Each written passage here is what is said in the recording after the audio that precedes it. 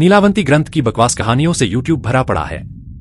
इन घटिया YouTube video में नीलावंती के बारे में ये तो बताया गया है कि वो एक यक्षिणी थी और उसका पति एक पिशाच जो नीलावंती द्वारा लिखे गए ग्रंथ को भरपूर पाने की कोशिश करता है। और आपको कोई ये नहीं बताएगा कि दरअसल नीलावंती ग्रंथ के अंदर क्या है। कोई ये नहीं बताएगा कि इस ग्रंथ के अंदर कौन सी दी हुई है, कौन से मंत्र दिए गए हैं और कौन से टोने टोटकों का जिक्र है। ये इसलिए है क्योंकि नीलावंती पर वीडियो बनाने वाले लोग झूठ और फरेब का सहारा लेकर क्नोइस अपने सब्सक्राइबर को बेवकूफ बनाते हैं। दोस्तों, इन सब फर्जी वीडियो बनाने वालों से सावधान हो जाइए, क्योंकि इस वीडियो में हम अब बता रहे हैं कि नीलवंती ग्रंथ के अंदर आखिर क्या है, कौन से मंत्र और कर्मकांडों का इसमें जिक्र है, कैसे ऊपरी शक्तियां से संपर्क साधा जा सकता है। क्नोइस वीडियो शुरू करने से पहले हमारी एक चेतावनी है कि आप इस वीडियो को केबल हेडफोन लगाकर ही सुने। तेज आवाज में इससे सुनने से नकारात्मक शक्तियां जागृत हो जाती है और ये शक्तियां आप पर हावी होकर आपको बुद्धिविहीन कर सकती है। लॉजिकल हिंदू इसका जिम्मेदार नहीं होगा। तो आइए शुरू करते हैं। संपूर्ण नीलावंती ग्रंथ सीरीज का पहला भाग। दोस्तों, नीलावंती ग्रंथ बेहद ही पुराना ग्रंथ है।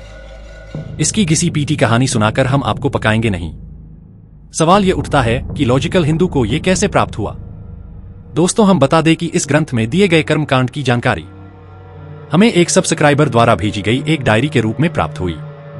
ये डायरी उसके एक मित्र मनोज की है, जो लगभग 20 साल पहले मर चुका है। मनोज के पिता का नाम उत्तम सिंह था। वो एक फॉरेस्ट ऑफिसर थे और ये डायरी उत्तम सिंह ने लिखी थी। उत्तम सिंह की मौत ड्यूटी पर हुई थी। तब उनकी ड्यूटी कशेदी घाट, जो महाराष्ट्र और गोवा हाईवे पर स्थित है, वहीं पर थी। उनकी लाश जंगल के बीचों बीच एक बनी गुफा के निकट मिली थी। उनका एक पैर और एक हाथ गायब था।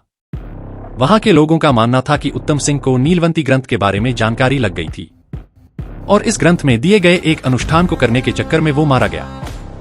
दोस्तों, जब हमने वो डायरी पढ़ना शुरू किया, हमारे रोंगटे खड़े हो गए।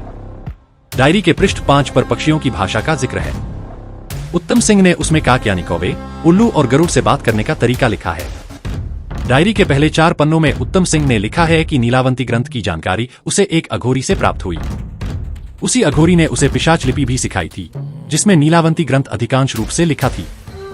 अघोरी ने उत्तम सिंह को यह भी बताया था कि नीलावंती ग्रंथ के कर्मकांडों को अपने मतलब के लिए मत करना, नहीं तो पछताना पड़ेगा।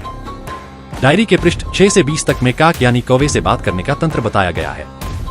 डायरी में लिखा है कि कौवे पहले सफेद रंग की हुआ करते थे, पर एक श्राप की वजह से काले पड़ गए। कौवे कई 100 सालों तक जीते हैं, इसीलिए आज तक किसी ने उन्हें बूढ़ा होकर मरते हुए नहीं देखा।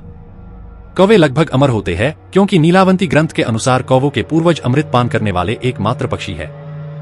डायरी के पृष्ठ 7 के अनुसार नीलावंती ग्रंथ के अनुसार कौवों की 5 जाति है। पहली जाति है ब्राह्मण। इनका लंबा मुंह, लंबी चोंच और लंबा शरीर होता है। दूसरी जाति है क्षत्रिय। क्षत्रिय जाति वाले कौवे की आंख पीले रंग की होती है। इसके अलावा ग्रंथ के अनुसार कौवे वैश्य, शूद्र और अन्य जाति के होते हैं। डायरी के पृष्ठ 8 में उत्तम सिंह ने लिखा है कि नीलावंती ग्रंथ के अनुसार दुनिया का सबसे बड़ा अपशकुन क्या है। दुनिया का सबसे बड़ा अपशकुन है किसी भी नर कौवे और मादा कौवे के संभोग को देखना। अगर कोई भी दोनों को संभोग करते हुए देख ले तो 21वें दिन उसकी मृत्यु निश्चित है। अगर कोई इसे गलती से देख ले तो उसे 14 दिन तक एक समय भोजन और दिन में 4 समय कौवे को भोजन कराना होता है, पर वो जिंदा तभी तक रहता है जब तक वो ब्रह्मचर्य का जीवन जीता है। संभोग करने के दिन मृत्यु को प्राप्त हो जाता है। डायरी के 10वें पृष्ठ में कौवे से संपर्क साधने की विधि बताई गई है और ये भी बताया गया है कि किस तरह से कौवे से बातचीत कर उससे अपने कार्य करवाए जा सकते हैं।